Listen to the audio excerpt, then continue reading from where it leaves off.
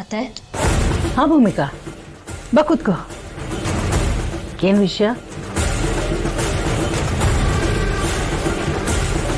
ಈ ಸರನ ನಿಮಗೆ ಯಾರು ಕೊಟ್ಟಿದ್ದತ್ತೆ?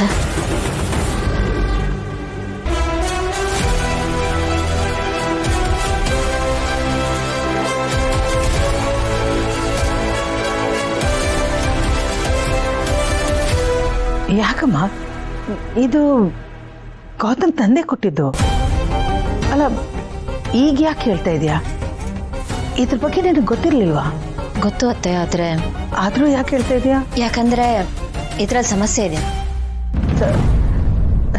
ಸಮಸ್ಯೆನಾ ಯಾಕತ್ತೆ ಇಷ್ಟೊಂದು ಗಾಬರಿ ಆಗ್ತಿದ್ದೀರಾ? ಸಮಸ್ಯೆ ಅಂತ ಹೇಳಿದೆಯಲ್ಲ ಅದಕ್ಕೆ ಸ್ವಲ್ಪ ಟೆನ್ಷನ್ ಅದ. ಏನ್ ಸಮಸ್ಯೆ? ಇದೇನು ಅಂತ ಗೊತ್ತಾ ನಿಮ್ಗೆ?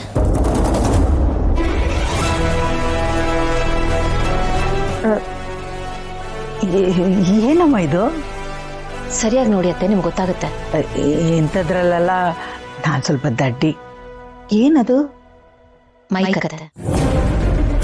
ಮೈಕ್? ಹಾ ಅತ್ತೆ, ಈ ಮೈಕು ಈ ಸರದಲ್ಲೇ ಇತ್ತು. ಮುಂಚೆ ನನ್ನ ಗಮನಕ್ಕೆ ಬಂದಿರಲಿಲ್ಲ, ಆದರೆ ಈಗ ನೋಡಿ ನನಗೆ ತುಂಬಾನೇ ಆಶ್ಚರ್ಯ ಆಯಿತು. ಇದು ಈ ಸರದಲ್ಲಿ ಹೇಗೆ ಬಂತು, ಇದನ್ನು ಯಾರು ಇಟ್ಟರು ಅಂತ ನನಗೆ ಗೊತ್ತಾಗ್ತಿಲ್ಲ. ಅಲ್ಲ ನೀನು ಹಾಕೊಳ್ಳೋ ಒಡವೆಯಲ್ಲಿ ಯಾರು ಇಡ್ತಾರೆ? ಅಲ್ಲ ಏನಕ್ಕೆ ಇಡ್ತಾರೆ? ಯಾಕೆ ಅಂದ್ರೆ ನನ್ನ ಮಾತನ್ನ ಕದ್ದು ಕೇಳಿಸ್ಕೊಳ್ಳೋದಕ್ಕತ್ತೆ. ನನ್ನ ಮಾತನ್ನ ಕೇಳಿಸ್ಕೊಳ್ಳೋದಕ್ಕೆ ಯಾರಿಗೋ ತುಂಬಾನೇ ಕುತೂಹಲ ಇದೆ, ಅದಕ್ಕೆ ಈ ಅರೇಂಜ್ಮೆಂಟ್ ಮಾಡಿರೋದು.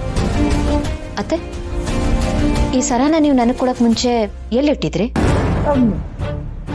ಲಾಕರ್ ಇತ್ತು. ಸೊ ನೀವು ಈ ಸರನ ಗೌತಮ್ ಅವ್ರಿಗೆ ಕೊಡೋವರೆಗೂ ಇದು ಲಾಕರ್ ಅಲ್ಲೇ ಇತ್ತು? ಹಾ. ಮತ್ತೆ ಈ ಮೈಕ್ ಎಲ್ಲಿಂದ ಬಂತು ಅತ್ತೆ? ಅರೆ ನನ್ನನ್ನು ಕೇಳಿದ್ರೆ ನನಗೇನು ಗೊತ್ತಮ್ಮ, ಇದು ನಮ್ಮ ಮನೆತನದ ಹಾರ.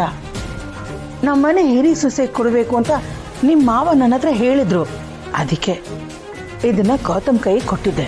ಅತ್ತೆ, ನಿಮ್ ಲಾಕರ್ಗೆ ಬೇರೆ ಯಾರಿಗಾದ್ರೂ ಆಕ್ಸೆಸ್ ಇದೆಯಾ? ಬೇರೆ ಯಾರಿಗಾದ್ರೂ ಆ ಕೋಡ್ ಗೊತ್ತಾ? ಇಲ್ಲ ಭೂಮಿಕಾ, ನನ್ನನ್ನು ಬಿಟ್ಟು ಬೇರೆ ಯಾರಿಗೂ ಆಕ್ಸೆಸ್ ಇಲ್ಲ.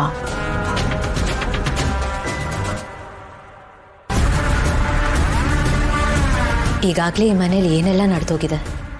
ನಾನು ಅನಾವಶ್ಯಕವಾಗಿ ಅತ್ತೆ ಮೇಲೆ ಅನುಮಾನ ಪಡ್ತಿದ್ದೀನ? ಭೂಮಿಕಾ, ನೀನು ಒತ್ತಿ ಒತ್ತಿ ಕೇಳೋದು ನೋಡಿದ್ರೆ ನೀನು ನನ್ನ ಮೇಲೆ ಡೌಟ್ ಪಡ್ತಾ ಇದೀಯಾ. ನನಗೊಂಥರ ಗಿಲ್ಟ್ ಫೀಲ್ ಆಗ್ತಾ ಇದೆ. ಯಾಕಂದರೆ ಲಾಕರಿಂದ ತೆಗೆದುಕೊಟ್ಟಿದ್ದು ನಾನೇ ತಾನೇ. ನಿನಗೆ ಡೌಟ್ ಬರೋದು ಸಹಜನೇ ಬಿಡು. ಅತ್ತೆ ಇಲ್ಲ, ನೀವು ನನ್ನನ್ನು ತಪ್ಪಾಗಿ ಅರ್ಥ ಮಾಡ್ಕೋತಿದ್ದೀರಾ. ನಾನು ನಿಮ್ಮ ಮೇಲೆ ಡೌಟ್ ಪಡ್ತಿಲ್ಲ. ಐ ಆಮ್ ಸಾರಿ ನಿಮ್ಗೆ ಹಾಗೆ ಫೀಲ್ ಆಗಿದ್ದಕ್ಕೆ. ಬಟ್ ನೋಡಿ, ಪ್ರೂಫ್ ನಿಮ್ಮ ಎದುರುಗಡೆನೇ ಇದೆ. ಈ ಸರದಲ್ಲಿ ಮೈಕ್ ಇತ್ತು. ಇದು ಹೇಗೆ ಬಂತು, ಇದನ್ನ ಯಾರು ಇಟ್ರು ಅಂತ ನಾವು ತಿಳ್ಕೊಳ್ಬೇಕು.